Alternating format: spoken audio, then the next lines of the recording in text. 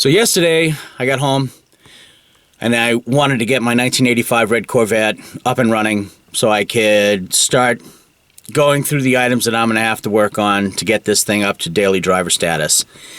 So I connected the battery that I had disconnected before winter.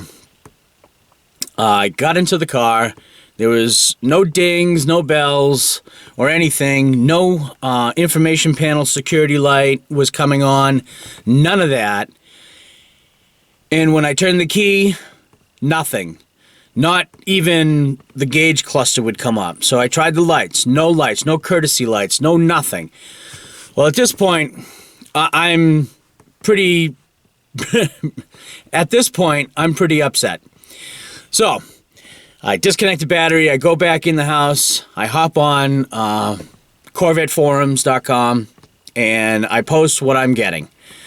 Now this is after I also checked all the wiring, looked at different things, checked the voltage on the battery, and a few other things. So some people responded to me, and I'm very grateful for that. I am. Trust me, I am.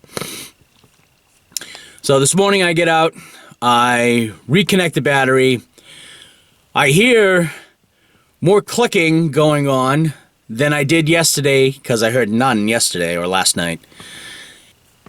I get in the car and I sit down and I hear some dinging coming from underneath the dashboard. Okay. Well, I don't see anything on the information console. So I put the key in, I turn it, everything comes to life. I hear all the dings. Everything's running the way it should be, and I have lights. So it ended up, what I believe, to be the negative connector to the battery not having full contact or something along those lines. But now, it's working.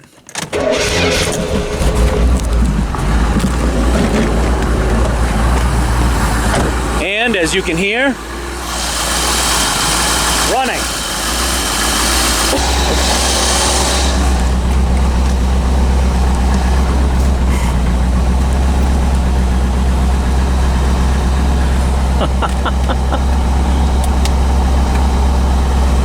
Battery's charging, oil pressure's good, RPMs are good.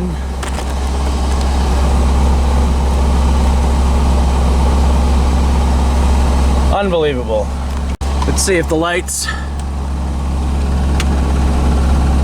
work.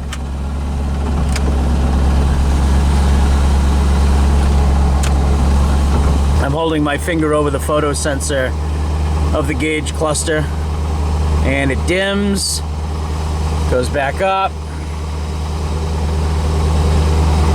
Let's see, what do we got here? Oil temp is too low. Coolant temperature is too low. Huh. So while I got you, let's go check some fluids.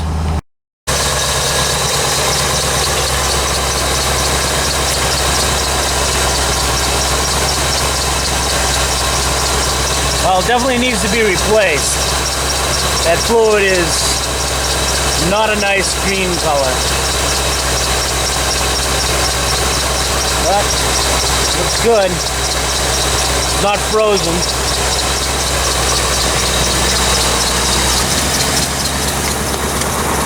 And it's cold. It's 14 degrees this morning.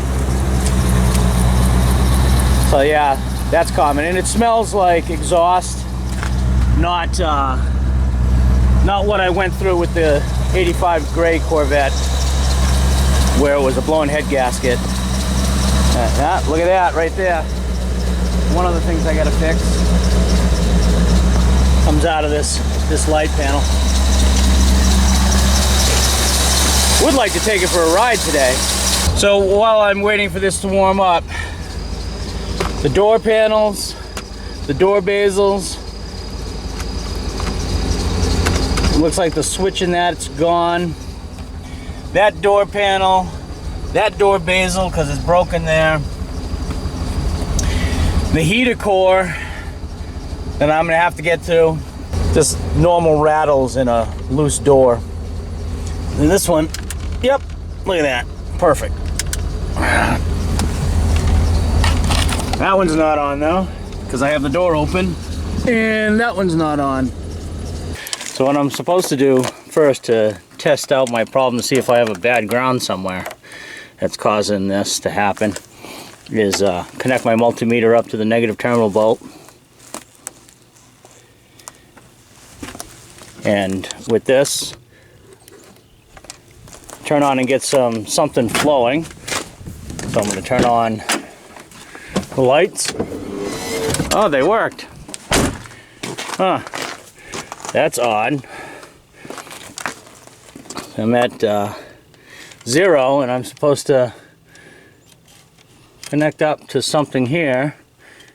And if I get 12 volts, I have a ground leak. I have none. Or broken ground. I connect it up to the bolt on the alternator mounting bracket. And if I have 12 volts, that would mean I have a bad ground somewhere. The next thing I'm supposed to do is I'm going to test it touching the block. No, nothing.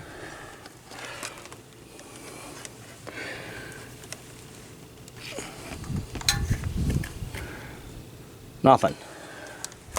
The next thing, I'm supposed to connect the positive side of the battery bolt, and with the negative, touch the back of the alternator. 0. So it doesn't look like I have a bad ground. They're off. 12.20, 12.21. It's steadily going up. And it's just testing the voltage on the battery. So, those tests show that I don't have a bad ground. Those tests show that I don't have a bad ground, and that the problem was, in fact, this cable not seating to the battery. And this battery is relatively new. So we just came back from a cruise in the Red Vet, and she did pretty well. I opened her up a few times, put her on the back roads and then onto the highway. She handled very well. I don't see any smoke or smell any oil. She did pretty good. The check engine light did come on and stayed on. It came on after we got the high test gas. But outside of that, she ran really well. You know, I watched the gauges the whole time, and nothing jumped out at me saying that there's a major problem. Oil pressure was good. Water temperature was good. Voltage was good. And oil pressure and oil temperature were both good. Outside of that, she ran really well. Get some of this footage up. So, the gray one should be hitting the road soon as all that snow is gone. Had a good time. The Red Vet did really well. I was happy with it. Of course, you know, it's old, so of course, you know, the weather stripping has to be redone. And right here is where I have a leak on the weather stripping, and that all has to be redone.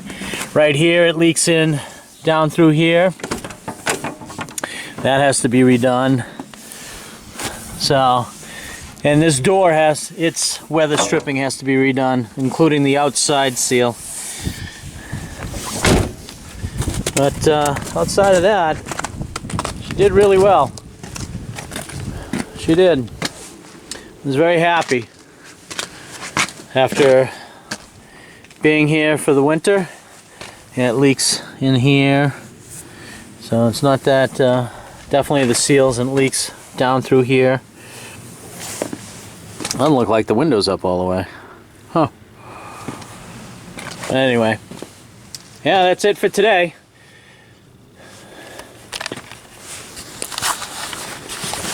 I want to thank you for watching. And if you liked the video, smash that like button for me. And if you're not a subscriber, please subscribe. And if you want to get notified of new videos when they get posted, click on that notification icon. Here she is one more time. Very nice. Very happy with it. And it was cheap.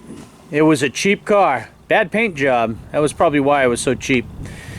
But outside of that, she runs good and drives good. Hope you have a good day. And keep driving.